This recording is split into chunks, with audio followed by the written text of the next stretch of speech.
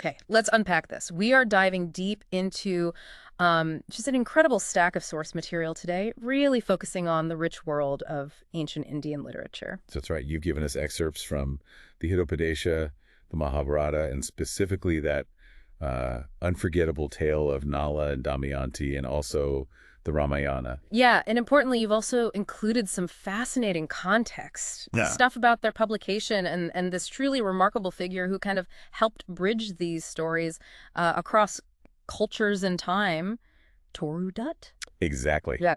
So our mission for this deep dive really is to journey through these classic texts you've shared with us. We want to pull out the most, important nuggets of wisdom. Right. The key insights, maybe memorable stories, those enduring lessons about, well, everything. Human nature, relationships, duty, fate. And that timeless pursuit of wisdom. Yeah, and it's a really diverse mix, isn't it? We've got these practical fables on one hand and then sprawling epic poetry and even the personal perspective of a 19th century writer engaging with it all. It gives us multiple lenses, really powerful ones, on themes that honestly feel just as relevant today as they must have centuries ago. It's kind of surprising. It really is. So get ready because we're stepping into stories that have captivated people for ages, and we're going to try and find out what surprising insights they still hold for you today. Oh, okay, where should we start? Maybe the Hitopadeśa. Yeah, let's do that. So this is presented as a collection of fables, offering lessons, especially focused on something the text calls policy. Policy, right. And you can think of it as a kind of, an ancient handbook maybe, for navigating life, interactions, often using animal characters to make the points. Makes sense. And right away, it seems to tackle this really fundamental tension, doesn't it, between fate and human will. It absolutely does. There's a really striking verse that pushes back hard against just passively accepting things. It says, "Nay, and faint not, idly sighing, destiny is mightiest, sesamum holds oil in plenty, but it yieldeth none unpressed." Oh, I love that image. Seriously. The potential is there, like oil in the seed, but you actually have to do something. You have to press it out. It requires action. Exactly. It's not just about what fate hands you. It directly challenges that idea that fortune is just some, fickle force you can't control. So what does it advise them? Well, the text advises you to rate her like a master, and she serves thee like a slave. It actually states that life's outcome is twofold. Fate and will together run. Fate and will. Okay, so it's presented as this dynamic interplay. It's not one or the other, but both working together, circumstances and your own effort. Precisely. So how do the stories themselves actually show this? Do they lean more towards will winning out in the end, or is it more complex? It's definitely explored, often by showing, the consequences of inaction or maybe the rewards of effort. But it also acknowledges that things don't always go perfectly to plan, obviously. Sure. Take the friendship between King Speckleneck the pigeon and King Goldenskin the mouse. It's a great example. Speckleneck and his flock get caught in a snare. Okay. Goldenskin, the mouse king, arrives to help. Now, his first thought, his policy is pragmatic. Free the leader first. He says something like, keep wealth for want, and all to guard thy life. Right, that sounds like very common sense policy. Self-preservation 101. Secure the most valuable asset, the leader, which, indirectly protects himself, too. Exactly. It's pragmatic, maybe even a little cold. But Speckleneck, the pigeon king, offers a completely different policy, a different view on value. He says, death comes nobly when we give our wealth and life and all to make men live. Wow. That's quite a contrast. Self-sacrifice for the group, for your friends. And this idea is so compelling, the text says it actually charmed Goldenskin's heart. It overrides his initial colder policy. That's fascinating. It shows that even ingrained practical rules can be challenged, maybe softened by a higher ideal. Loyalty, selflessness, something like that. Yeah. But what about the flip side? When trust is completely, totally misplaced, does the text cover that? Oh, definitely. Powerfully. There's the story of the vulture, Grey Pate, and the cat, Longear. The vulture's old, maybe a bit naive, certainly vulnerable. Okay. He takes pity on this cat, Longear, who puts on a big show, claims he's devout now, reformed, even a vegetarian, just needs shelter. Oh boy. That sounds suspicious. Extremely. And this act of pity, this, lapse in judgment about who the cat really is deep down, it gives the cunning cat access right into the vulture's home in the tree. And then? Let me guess. And then the cat systematically preys on all the innocent nestling birds living there. The vulture's kindness, his misplaced trust, leads to disaster for others. So the vulture's compassion gets weaponized against him, essentially. It's a really stark warning about ignoring someone's, true nature, regardless of how they present themselves. It is. And you think about today, right? How does that play out now? We're constantly surrounded by carefully curated online personas, filtered information. Absolutely. It really hits home. This ancient fable feels so current because we still face that challenge constantly, trying to figure out true intent behind appearances. Whether it's online profiles or carefully built reputations, or even just assumptions based on a first impression. This story reminds us that just judging on surface appeal or maybe a sob story can have terrible consequences. It's a timeless lesson, isn't it?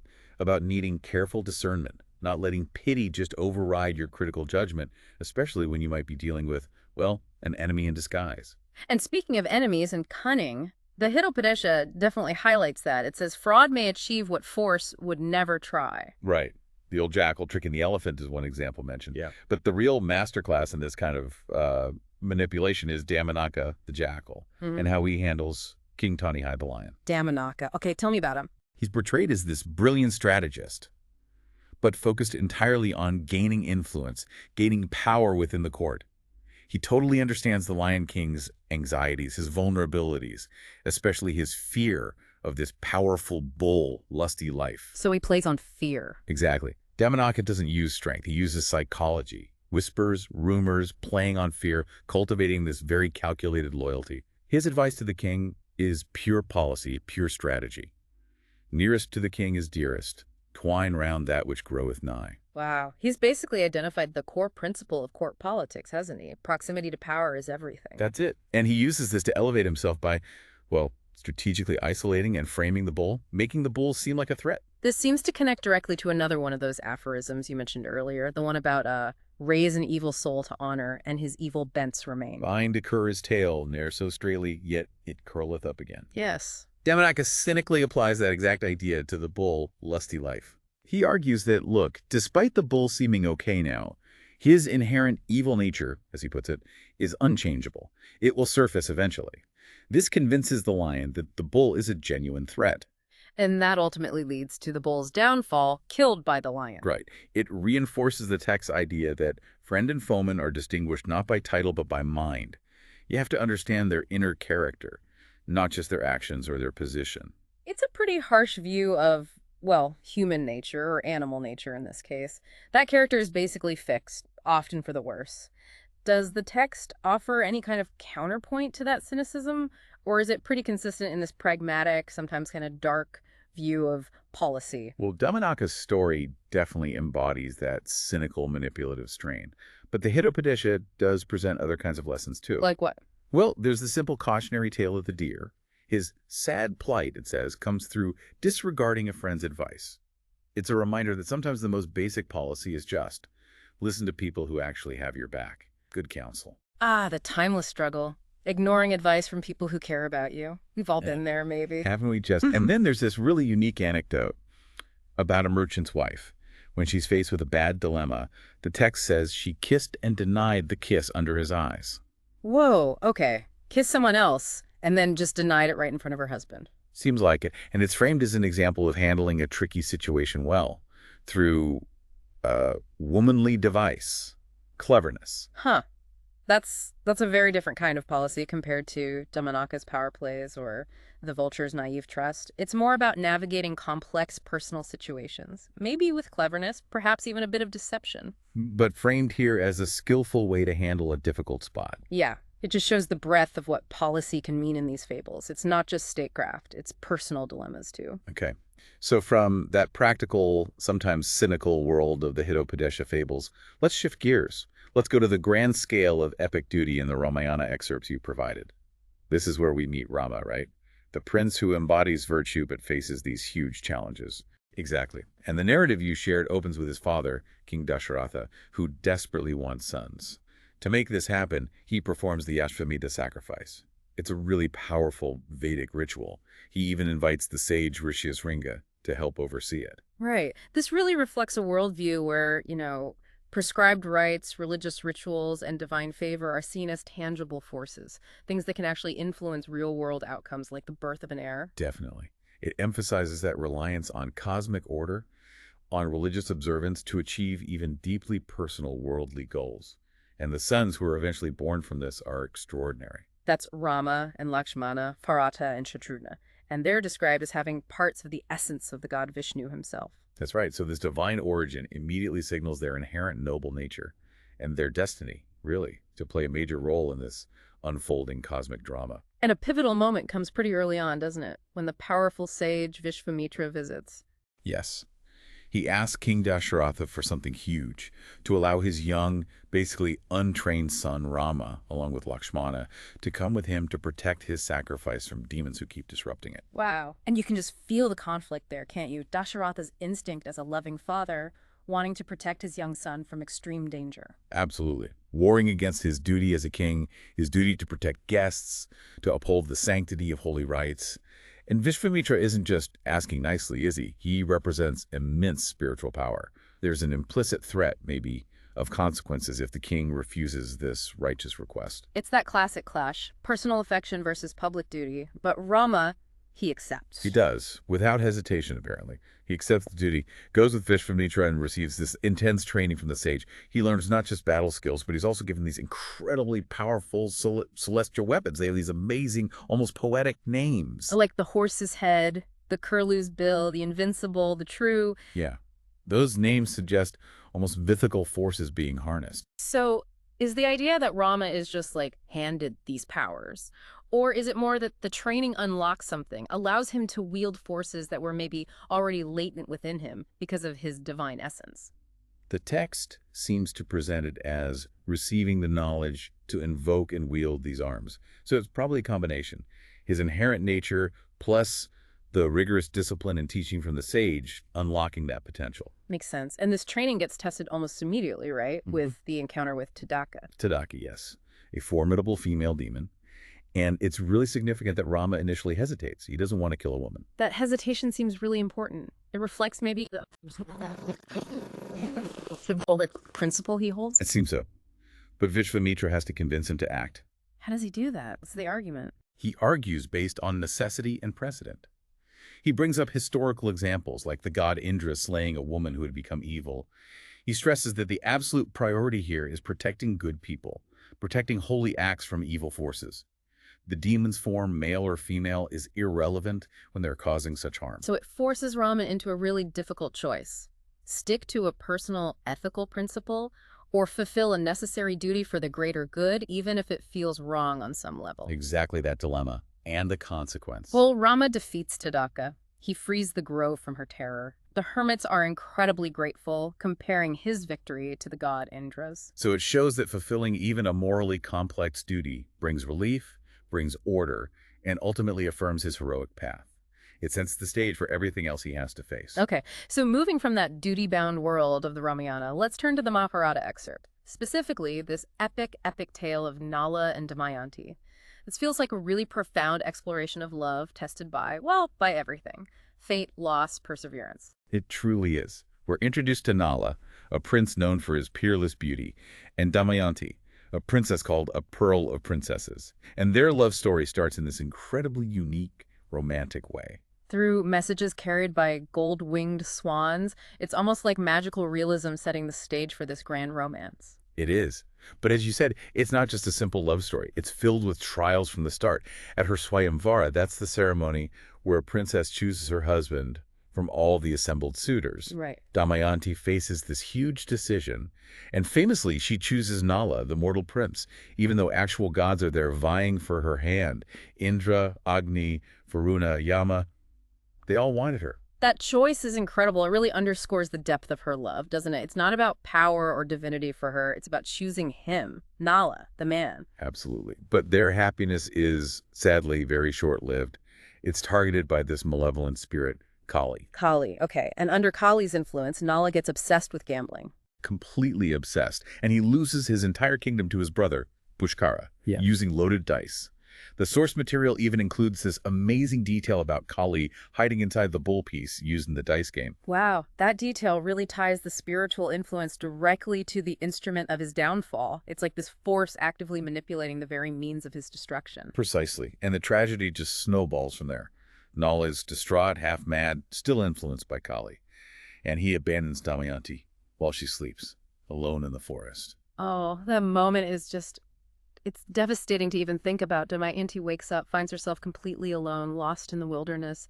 How does the story portray her reaction, her journey after that? Her anguish, her confusion, it's palpable in the text. The source describes her long, incredibly difficult search. She's questioning nature, reflecting on this cruel turn of fate, desperately holding on to the memory of Nala and his promises. It's a depiction of profound loss, profound suffering, and just struggling to understand why. Meanwhile, what's happening with Nala? His fate takes a strange turn too, right? He gets bitten by a serpent? Yes, Karkataka the serpent. And this bite does something extraordinary. It changes Nala's appearance completely. He becomes unrecognizable, taking the name Vahuka, and works as a charioteer, a horse tamer. So he's disguised. But the serpent's bite also does something else, doesn't it? Something beneficial. Crucially, yes. The serpent also curses Kali, the evil spirit, and importantly lifts the immediate maddening hold that Kali had on Nala. So the bite both inflicts this transformation and provides a path towards recovery by removing Kali's direct control, though of course Nala is still disguised. And he gains this skill with horses. A matchless gift of taming horses, the text says. He gets this from the serpent and ends up taking service under King Rituparna, living in total obscurity, hiding his true identity. There's an irony there, isn't there? Gaining mastery over animals while having lost control of his own life and kingdom. Definitely. So how does Damayanti, lost and searching all this time, ever manage to find him again? It seems impossible. This is where Damayanti's own intelligence and sheer perseverance really drive the plot forward. She never gives up. She sends a trusted Brahmin messenger throughout the land. Doing what?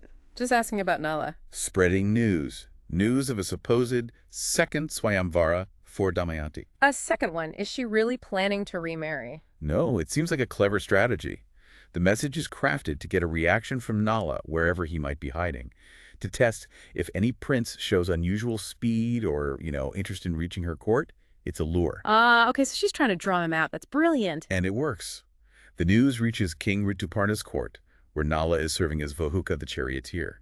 And Nala, hearing this news, even disguised, he must feel compelled to go. Exactly. He volunteers, though still disguised as Vahuka, to drive King Rituparna swiftly towards Damayanti's kingdom for the supposed Swayamvara. And during this incredibly fast journey, something crucial happens. What's that? Nala, as Vahuka, teaches King Rituparna his unparalleled skill with horses. Right. And in exchange, King Rituparna teaches Nala his special knowledge, the secrets of dice and numbers. Wow. The very skill that led to his downfall. Exactly. It's hugely symbolic. Nala mastering the thing that broke him. It represents him gaining control over those forces that brought him low. And the story tells us this exchange actually helps fully lift Kali's remaining power over him. That's such a powerful idea, confronting and mastering the source of your ruin as the path to healing. So does this lead directly to the reunion? Yes. When they arrive, Damayanti, who is ever watchful, ever wise, doesn't just immediately accept Vahuka, even though she probably suspects. She tests him. How does she test him? She observes his actions very closely. Things like his innate ability to control fire or handle water without it rippling, his cooking skills, things only Nala could do. She sees flashes of Nala in this disguised man, observes his character. But there's a final confirmation, isn't there? Something with their son. Yes. The climactic moment of recognition involves their son, Sarvadamana, who is also there. The child wears a special amulet. When the child touches Nala, still as Vahuka, the amulet doesn't turn into serpents. Which it would do if touched by anyone outside the immediate family. Exactly. Only Nala, Damayanti, or the child himself could touch it safely. This simple, intimate act confirms his identity beyond any doubt. That must have been incredibly emotional. The moment of truth.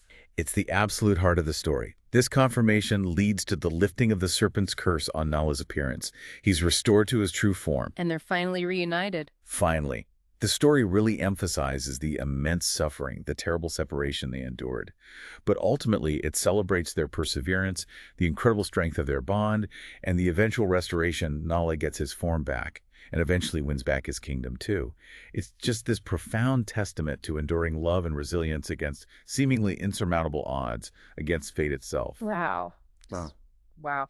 These stories really do cover the whole spectrum of human experience, don't they? From that pragmatic, sometimes cynical policy advice in the Hitopadeśa, to the really high stakes of divine duty and moral choices in the Ramayana. And then the profound depths of suffering, perseverance, and love in the Mahâbhârata with Nala and Damayanti. They really do. And what's so fascinating, I think, is how they explore similar themes, but from such different angles.